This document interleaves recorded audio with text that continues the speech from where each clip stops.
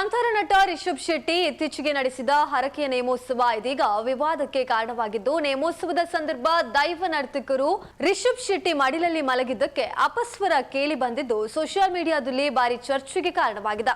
Kantara chapter 1 ಚಿತ್ರದ ಯಶಸ್ಸಿನ ಬೆನ್ನಲ್ಲೇ ರಿಷಬ್ ಶೆಟ್ಟಿ ಹಾಗೂ ಹೊಂಬಾಳೆ ತಂಡ ಮಂಗಳೂರಿನ ಬಾರೇಬೈಲು ಜಾರಂತಾಯ ಬಂಟ ಹಾಗೂ ವಾರಾಯಿ ಪಂಜುರ್ಲಿ ದೈವಸ್ಥಾನದಲ್ಲಿ ನಡೆದ ಹರಕೆ ನೇಮೋತ್ಸವ ನಡೆಸಿದ್ರು. ನೇಮೋತ್ಸವ ಆರಂಭಕ್ಕೂ ಮುನ್ನ ದೈವಸ್ಥಾನದಲ್ಲಿ ದೈವ ಎಣ್ಣೆ ಬುಳಿಯ ನೀಡುವ ವಾಡಿಕೆ ಸಂಪ್ರದಾಯವಿದೆ.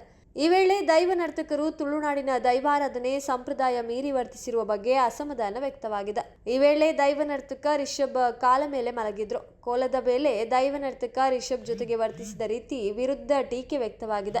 ತುಳುನಾಡಿನ ದೈವಾರಾಧನೆಯಲ್ಲಿ ದೈವಗಳು ಈ ರೀತಿ ವರ್ತಿಸೋದಿಲ್ಲ. ರಿಷಬ್ ಕಾಲ ಮೇಲೆ ಮಲಗಿದ್ದು ಪಂಜುರ್ಲಿಯಲ್ಲ, ದೈವವಲ್ಲ, ಬದಲಾಗಿ ನರ್ತಕ ಎಂದು ಅನೇಕರು ಸೋಷಿಯಲ್ ಮೀಡಿಯಾದಲ್ಲಿ ಬರೆದುಕೊಂಡಿದ್ದಾರೆ. ನಟ ರಿಷಬ್ ಶೆಟ್ಟಿಯ 2 ಕಾಂತಾರ ಸಿನಿಮಾಗಳಲ್ಲಿ ಮಾರ್ಗದರ್ಶಕರಾಗಿದ್ದವರೇ ಹರಕೆ ನೇಮೋತ್ಸವದ ವೇಳೆ ಎಣ್ಣೆ ಬೂಳ್ಯ ಸ್ವೀಕರಿಸಿದ್ರು. ಈ ವೇಳೆ ದೈವ ನಟ ರಿಷಬ್ ಶೆಟ್ಟಿ ಮಡಿಲಲ್ಲಿ ಮಲಗಿದ್ದ ಭಾವುಕ ಸನ್ನಿವೇಶ ನಡೆದಿತ್ತು. ಈ ಕುರಿತು ಸಾಮಾಜಿಕ ಜಾಲತಾಣದಲ್ಲಿ ತುಳುನಾಡ ದೈವಾರಾಧಕರ ಪರ ವಿರೋಧ ಚರ್ಚೆ ನಡೆದಿದೆ. ತುಳುನಾಡಿನ ದೈವಾರಾಧನಾ ಪರಂಪರೆಯಲ್ಲಿ ದೈವ ನರ್ತನ ನಿಯಮ ಮೀರಿ ವರ್ತಿಸಬಾರದು. ದೈವಾರಾಧನೆಯ ಕಟ್ಟಳೆಗಳನ್ನ ಮೀರಿ ದೈವದ ಕೋಲದ ಸಂಪ್ರದಾಯ ಮರೆತು ವರ್ತಿಸಿದ್ದಾರೆ. ಸದ್ಯ ದೈವ ನರ್ತಕರ ನಡೆ ಬಗ್ಗೆ ಸೋಷಿಯಲ್ ಮೀಡಿಯಾದಲ್ಲಿ ಭಾರಿ ಪರ ವಿರೋಧ ಚರ್ಚೆಯಾಗ್ತಾ ಇದೆ.